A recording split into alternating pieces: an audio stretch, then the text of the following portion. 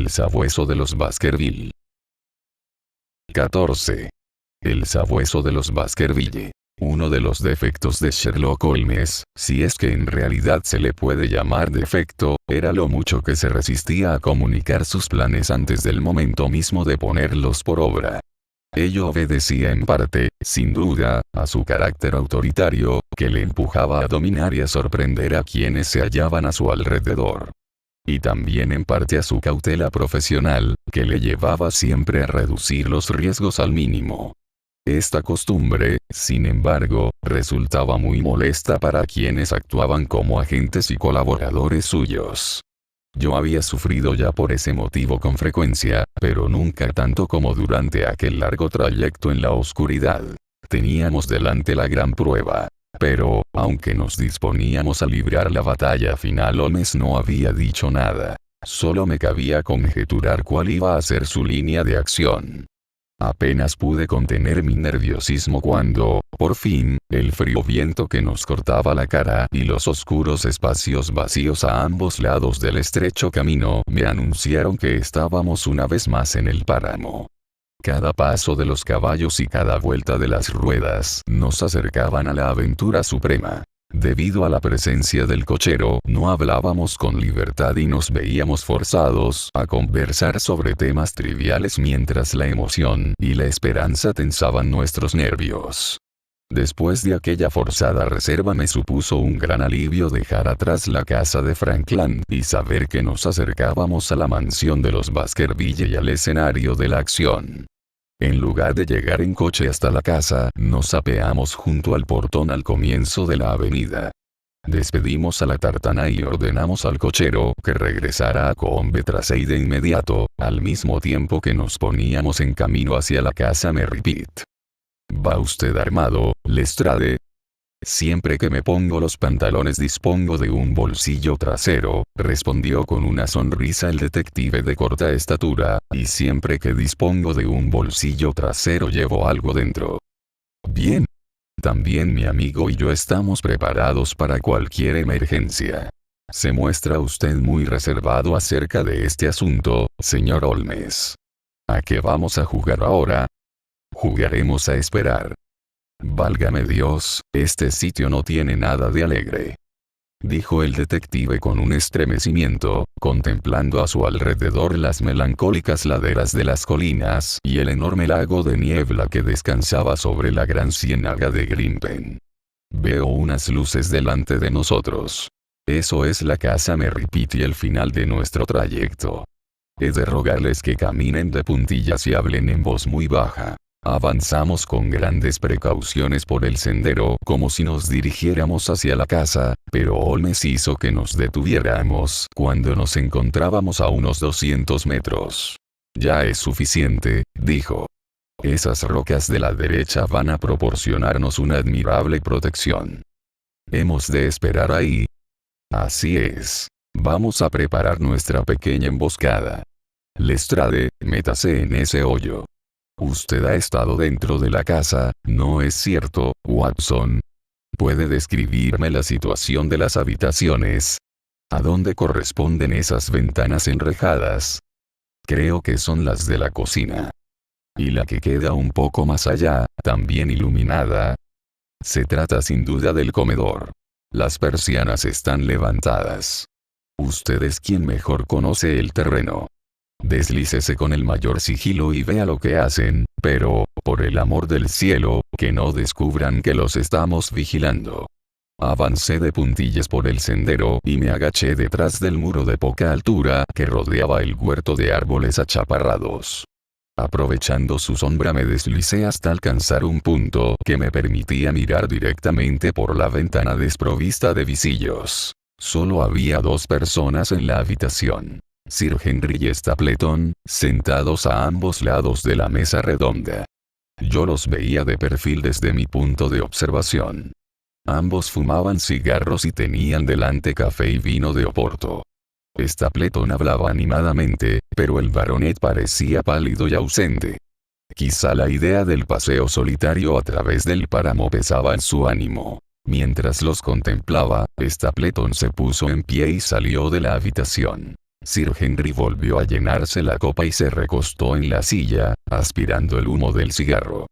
Luego oí el chirrido de una puerta y el ruido muy nítido de unas botas sobre la grava. Los pasos recorrieron el sendero por el otro lado del muro que me cobijaba.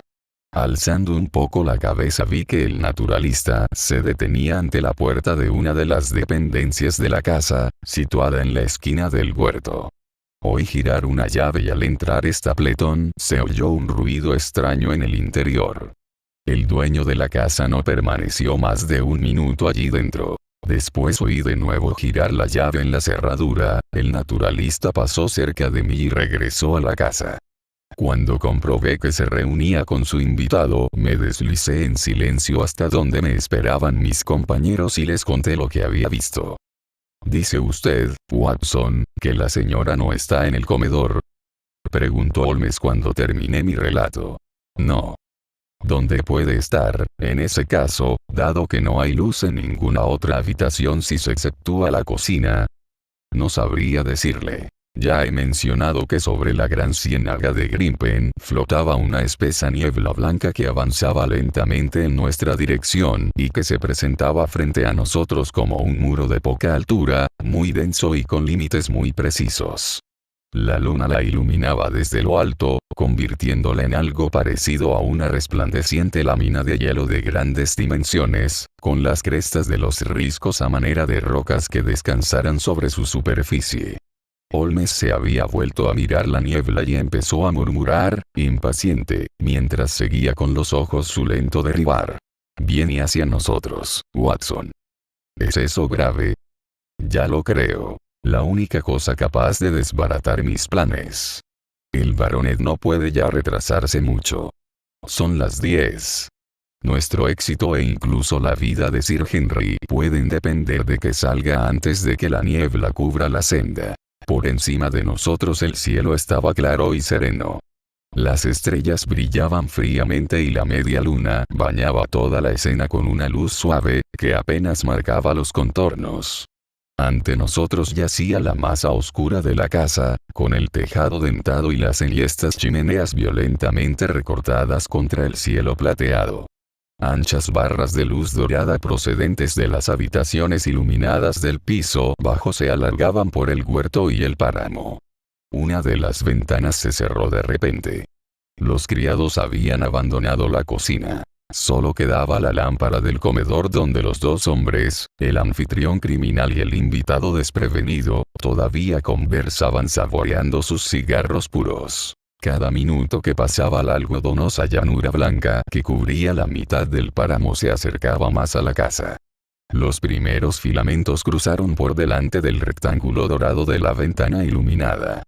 La valla más distante del huerto se hizo invisible y los árboles se hundieron a medias en un remolino de vapor blanco. Ante nuestros ojos los primeros tentáculos de niebla dieron la vuelta por las dos esquinas de la casa y avanzaron lentamente, espesándose, hasta que el piso alto y el techo quedaron flotando como una extraña embarcación sobre un mar de sombras. Holmes golpeó apasionadamente con la mano la roca que nos ocultaba e incluso pateó el suelo llevado de la impaciencia. Si nuestro amigo tarda más de un cuarto de hora en salir, la niebla cubrirá el sendero. Y dentro de media hora no nos veremos ni las manos. ¿Y si nos situáramos a más altura? Sí, creo que no estaría de más. De manera que nos alejamos hasta unos 800 metros de la casa, si bien el espeso mar blanco, su superficie plateada por la luna, seguía avanzando lenta pero inexorablemente. «Hemos de quedarnos aquí», dijo Holmes. «No podemos correr el riesgo de que Sir Henry sea alcanzado antes de llegar a nuestra altura. Hay que mantener esta posición a toda costa». Se dejó caer de rodillas y pegó el oído al suelo. «Me parece que le oigo venir, gracias a Dios». El ruido de unos pasos rápidos rompió el silencio del páramo. Agazapados entre las piedras, contemplamos atentamente el borde plateado del mar de niebla que teníamos delante. El ruido de las pisadas se intensificó y, a través de la niebla, como si se tratara de una cortina, surgió el hombre al que esperábamos. Sir Henry miró a su alrededor sorprendido al encontrarse de repente con una noche clara, iluminada por las estrellas. Luego avanzó a toda prisa sendero adelante, pasó muy cerca de donde estábamos escondidos y empezó a subir por la larga pendiente que quedaba a nuestras espaldas. Al caminar miraba continuamente hacia atrás, como un hombre desasosegado. «Atentos», exclamó Holmes, al tiempo que se oía el nítido chasquido de un revólver al ser amartillado. «Cuidado. Ya viene». De algún sitio en el corazón de aquella masa blanca que seguía deslizándose llegó hasta nosotros un tamborileo ligero y continuo. La niebla se hallaba a 50 metros de nuestro escondite y los tres la contemplábamos sin saber qué horror estaba a punto de brotar de sus entrañas. Yo me encontraba junto a Holmes y me volví un instante hacia él. Lo vi pálido y exultante, brillándole los ojos a la luz de la luna. De repente, sin embargo, su mirada adquirió una extraña fijeza y el asombro le hizo abrir la boca. Lestrade también dejó escapar un grito de terror y se arrojó al suelo de bruces. Yo me puse en pie de un salto, inerte la mano que sujetaba la pistola, paralizada la mente por la espantosa forma que saltaba hacia nosotros de entre las sombras de la niebla. Era un sabueso, un enorme sabueso, negro como un tizón, pero distinto a cualquiera que hayan visto nunca a ojos humanos. De la boca abierta le brotaban llamas, los ojos parecían carbones encendidos y un resplandor intermitente le iluminaba el hocico, el pelaje del lomo y el cuello. Ni en la pesadilla más delirante de un cerebro enloquecido podría haber tomado forma algo más feroz, más horroroso, más infernal que la oscura forma y la cara cruel que se precipitó sobre nosotros desde el muro de niebla. La enorme criatura negra avanzó a grandes saltos por el sendero, siguiendo los pasos de nuestro amigo. Hasta tal punto nos paralizó su aparición que ya había pasado cuando recuperamos la sangre fría. Entonces Holmes y yo disparamos al unísono y la criatura lanzó un espantoso aullido, lo que quería decir que al menos uno de los proyectiles le había acertado. Siguió, sin embargo, avanzando a grandes saltos sin detenerse. A lo lejos, en el camino, vimos como Sir Henry se volvía, el rostro blanco a la luz de la luna, las manos alzadas en un gesto de horror, contemplando impotente el ser horrendo que le daba caza. Pero el aullido de dolor del sabueso había disipado todos nuestros temores. Si aquel ser era vulnerable, también era mortal, y si habíamos sido capaces de herirlo también podíamos matarlo. Nunca he visto correr a un hombre como corrió Holmes aquella noche. Se me considera veloz, pero mi amigo me sacó tanta ventaja como yo al detective de corta estatura. Mientras volábamos por el sendero oíamos delante los sucesivos alaridos de Sir Henry y el sordo rugido del sabueso. Pude ver cómo la bestia saltaba sobre su víctima, la arrojaba al suelo y le buscaba la garganta. Pero un instante después, Holmes había disparado 5 veces su revólver contra el costado del animal. Con un último aullido de dolor y una violenta dentellada al aire, el sabueso cayó de espaldas, agitando furiosamente las 4 patas, hasta inmovilizarse por fin sobre un costado. Yo me detuve, jadeante, y acerqué mi pistola a la horrible cabeza luminosa, pero ya no servía de nada apretar el gatillo. El gigantesco perro había muerto. Sir Henry seguía inconsciente en el lugar donde había caído. Le arrancamos el cuello de la camisa y Holmes musitó una acción de gracias al ver que no estaba herido. Habíamos llegado a tiempo. El baronet parpadeó a los pocos instantes e hizo un débil intento de moverse. Lestrade le acercó a la boca el frasco de brandy y muy pronto 2 ojos llenos de espanto nos miraron fijamente. «¡Dios mío!», susurró nuestro amigo. «¿Qué era eso? En nombre del cielo, ¿qué era eso?». «Fuera lo que fuese, ya está muerto», dijo Holmes. «De una vez por todas hemos acabado con el fantasma de la familia Baskerville». El tamaño y la fuerza bastaban para convertir en un animal terrible a la criatura que yacía tendida ante nosotros. No era ni sabueso ni mastín de pura raza, sino que parecía más bien una mezcla de los dos. Demacrado, feroz y del tamaño de una pequeña leona. Incluso ahora, en la inmovilidad de la muerte, de sus enormes mandíbulas parecía seguir brotando una llama azulada, y los ojillos crueles, muy hundidos en las órbitas, aún daban la impresión de estar rodeados de fuego. Toqué con la mano el hocico luminoso y al apartar los dedos vi que brillaban en la oscuridad, como si ardieran a fuego lento. Fósforo, dije. Un ingenioso preparado hecho con fósforo, dijo Holmes, acercándose al sabueso para olerlo. Totalmente inodoro para no dificultar la capacidad olfatoria del animal. Es mucho lo que tiene usted que perdonarnos, Sir Henry, por haberlo expuesto a este susto tan espantoso. Yo me esperaba un sabueso, pero no una criatura como esta. Y la niebla apenas nos ha dado tiempo para recibirlo como se merecía. Me han salvado la vida. Después de ponerla en peligro. ¿Tiene usted fuerzas para levantarse?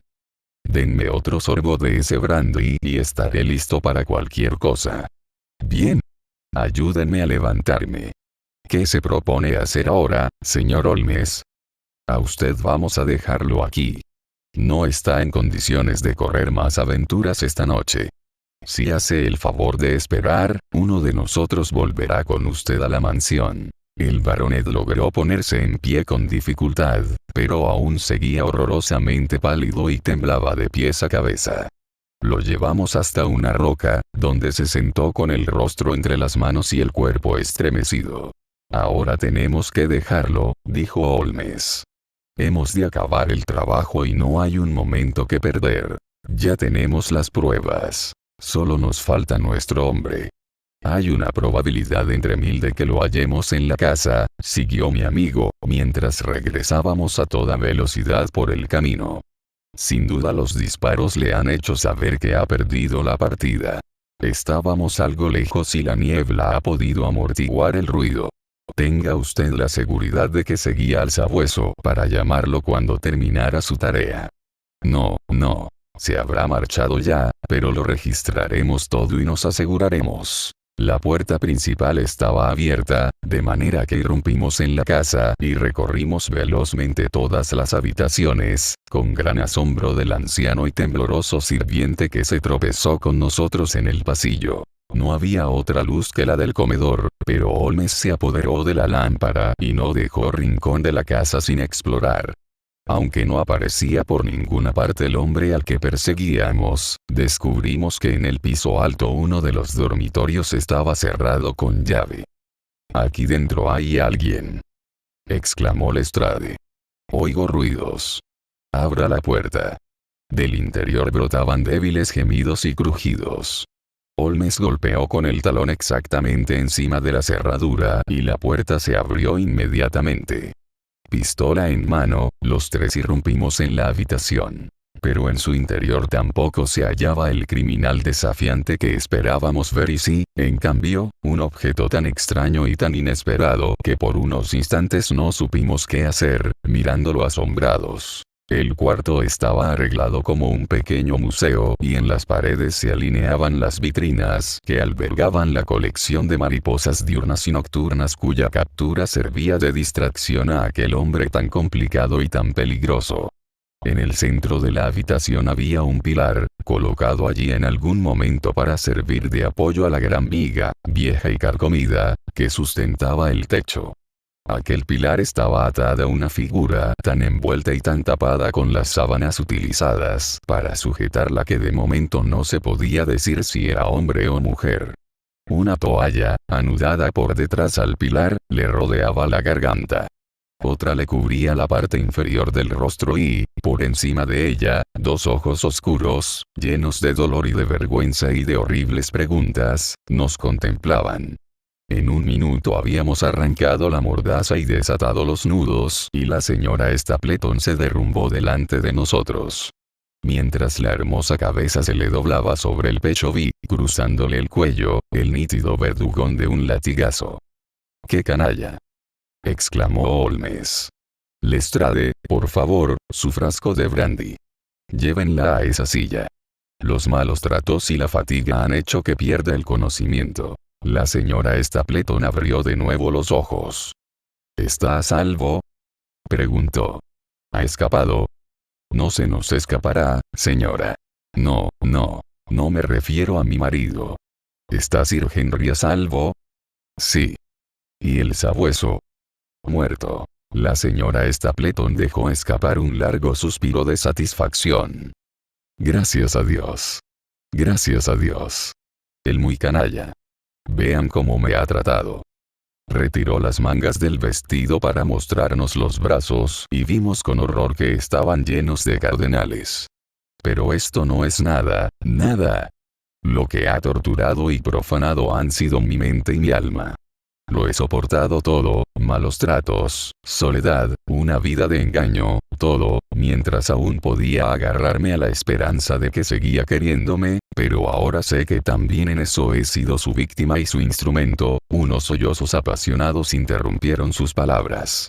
Puesto que no tiene usted motivo alguno para estarle agradecida, le dijo Holmes, infórmenos de dónde podemos encontrarlo.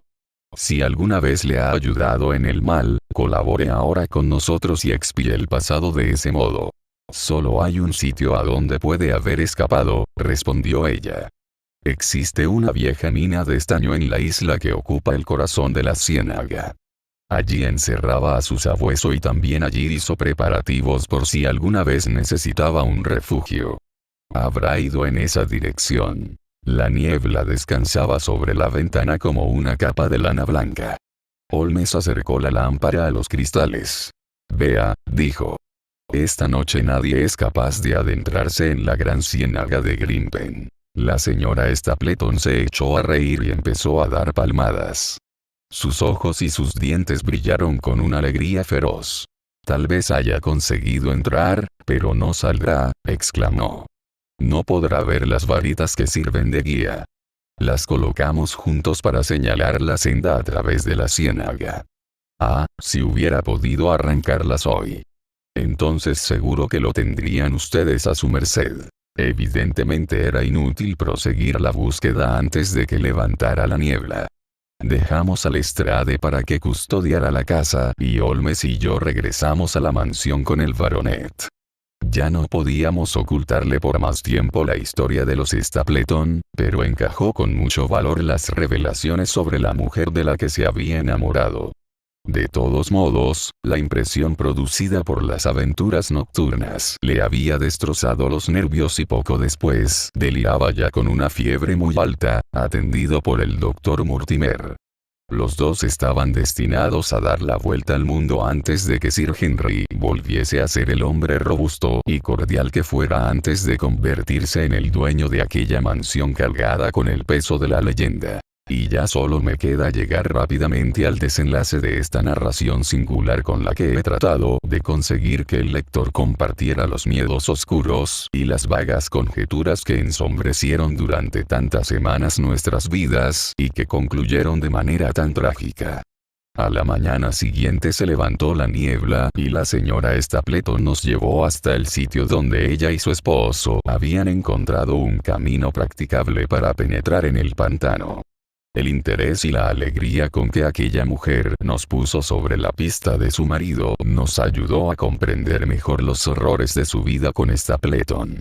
La dejamos en la estrecha península de suelo firme de turba que acababa desapareciendo en la ciénaga. A partir de allí unas varitas clavadas en la tierra iban mostrando el sendero, que zigzagueaba de juncar en juncar entre las pozas llenas de verdín y los fétidos cenagales que cerraban el paso a cualquier intruso. Los abundantes juncos y las exuberantes y viscosas plantas acuáticas despedían olor a putrefacción y nos lanzaban a la cara densos vapores miasmáticos, mientras que al menor paso en falso nos hundíamos hasta el muslo en el oscuro fango tembloroso que, a varios metros a la redonda, se estremecía en suaves ondulaciones bajo nuestros pies, tiraba con tenacidad de nuestros talones mientras avanzábamos y, cada vez que nos hundíamos en él, se transformaba en una mano malévola que quería llevarnos hacia aquellas horribles profundidades. Tal era la intensidad y la decisión del abrazo con que nos sujetaba. Solo una vez comprobamos que alguien había seguido senda tan peligrosa antes de nosotros. Del centro del matorral de juncias que lo mantenía fuera del fango sobresalía un objeto oscuro. Holmes se hundió hasta la cintura al salirse del sendero para recogerlo, y si no hubiéramos estado allí para ayudarlo nunca hubiera vuelto a poner el pie en tierra firme. Lo que alzó en el aire fue una bota vieja de color negro. Meyers, Toronto estaba impreso en el interior del cuero. El baño de barro estaba justificado, dijo Holmes. Es la bota perdida de nuestro amigo Sir Henry. Arrojada aquí por Stapleton en su huida. En efecto. Siguió con ella en la mano después de utilizarla para poner al sabueso en la pista del baronet. Luego, todavía empuñando la bota, escapó al darse cuenta de que había perdido la partida. Y la arrojó lejos de sí en este sitio durante su huida. Ya sabemos al menos que logró llegar hasta aquí. Pero no estábamos destinados a saber nada más, aunque pudimos deducir muchas otras cosas. No existía la menor posibilidad de encontrar huellas en el pantano, porque el barro que se alzaba con cada pisada las cubría rápidamente y, aunque las buscamos ávidamente cuando por fin llegamos a tierra firme, nunca encontramos ni el menor rastro. Si la Tierra nos contó una historia verdadera, hay que creer que Stapleton nunca llegó a la isla que aquella última noche trató de alcanzar entre la niebla y en la que esperaba refugiarse. Hundido en algún lugar del corazón de la gran ciénaga, en el fétido limo del enorme pantano que se lo había tragado, quedó enterrado para siempre aquel hombre frío de corazón despiadado. En la isla del centro del pantano donde escondía a su cruel aliado hallamos muchos rastros de su presencia. Una enorme rueda motriz y un pozo lleno a medias de escombros señalaban la posición de una mina abandonada. Junto a ella se encontraban los derruidos restos de unas chozas. Los mineros, sin duda, habían terminado por marcharse, incapaces de resistir el hedor apestoso que los rodeaba. En una de ellas una armella y una cadena, junto a unos huesos roídos, mostraban el sitio donde el sabueso permanecía confinado. Entre los demás restos encontramos un esqueleto que tenía pegados unos mechones castaños. Un perro, dijo Holmes. Sin duda un spaniel de pelo rizado. El pobre Mortimer nunca volverá a ver a su preferido. Bien. No creo que este lugar contenga ningún secreto que no hayamos descubierto ya. Stapleton escondía al sabueso, pero no podía impedir que se le oyera, y de ahí los aullidos que ni siquiera durante el día resultaban agradables.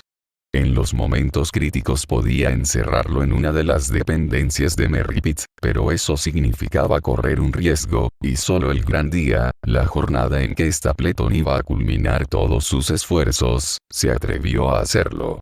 La pasta que hay en esa lata es sin duda la mezcla luminosa con que embadurnaba al animal. La idea se la sugirió, por supuesto, la leyenda del sabueso infernal y el deseo de dar un susto de muerte al anciano Sir Charles. No tiene nada de extraño que Selden, aquel pobre diablo, corriera y gritara, como lo ha hecho nuestro amigo, y como podíamos haberlo hecho nosotros, cuando vio a semejante criatura siguiendo su rastro a grandes saltos por el páramo a oscuras. Era una estratagema muy astuta, porque, además de la posibilidad de provocar la muerte de la víctima elegida, ¿qué campesino se atrevería a interesarse de cerca por semejante criatura en el caso de que, como les ha sucedido a muchos, la viera por el páramo? Lo dije en Londres, Watson, y lo repito ahora. Nunca hemos contribuido a acabar con un hombre tan peligroso como el que ahí yace, y extendió su largo brazo hacia la enorme extensión de la ciénaga, cubierta de manchas verdes, que se prolongaba hasta confundirse con el color rojizo del páramo.